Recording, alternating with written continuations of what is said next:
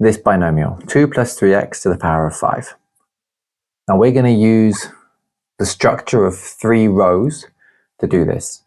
I prefer this structure to the formula that you may have seen if you've studied this elsewhere, because I think the visual structure really helps you remember what's going on. There's always 3 rows in these. The first row is the row from Pascal's triangle, which is based on this power here.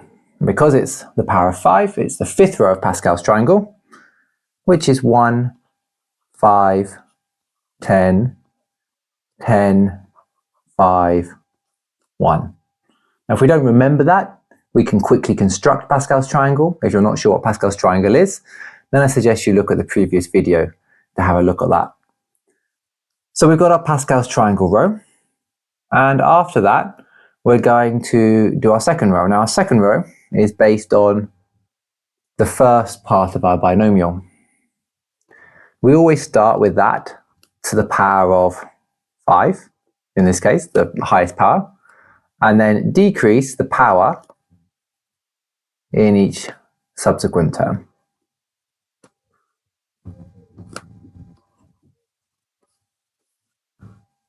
Our final part, our final row, our third row, is based on the second part of our binomial, which in this case is 3x.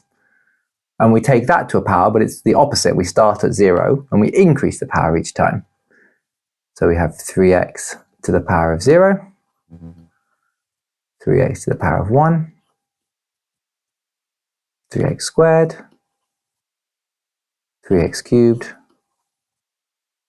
3x to the 4, and finally 3x to the 5. Now each of those things we need to simplify and work out what they are. So probably with a bit of practice you'll go straight to this next row. I've written it here so it's very clear what's going on, but you'll get the hang of doing this straight to the second one. So I'll rewrite out the first row just so we can see 1, 5, 10, 10, 5, 1. And then evaluating each of these, 2 to the power of 5 is 32, 2 to the power of 4 is 16, 2 to the power of 3 is 8, 2 squared is 4, 2, and 2 to the power of 0 is 1. 3x to the power of 0 is 1, 3x, that one's 9x squared, 27x cubed, 81x to the 4, and finally 243x to the power of 5. Now our final answer, we multiply down each of these columns and add together all the resulting rows.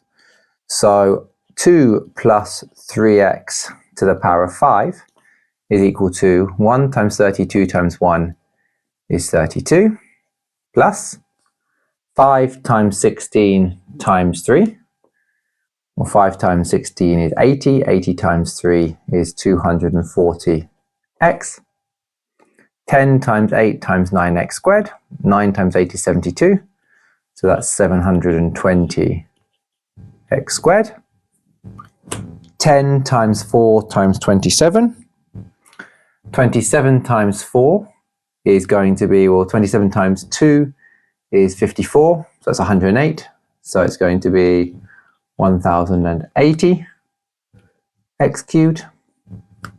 5 times 2 times 81, 5 times 2 is 10, 10 times 81 is 810 x to the power of 4, and 1 times 1 times 243 to the power of 5, so x to the power of 5 is 243 x to the power of 5.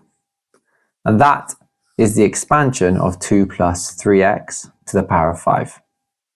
As I said, in reality, likelihood is you will get to a point where this bit here, you stop writing and you immediately go to this one.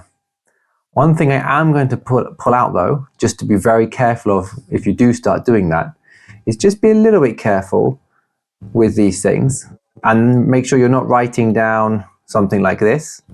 Oh, not cubed, 3x squared, because it's not 3x squared, it's 3x all squared. Make sure you're squaring everything. In this case, that's easy to miss, but when it gets really important is when this is a negative. Because if this here is a negative, it's very easy to forget that that's going to give a positive answer when you square it. At the beginning, definitely write out this full structure to make sure, particularly this type, to make sure you're not messing that up. Make sure you're including those brackets. As you get more confident, you might be able to go straight to this version without this intermediary step.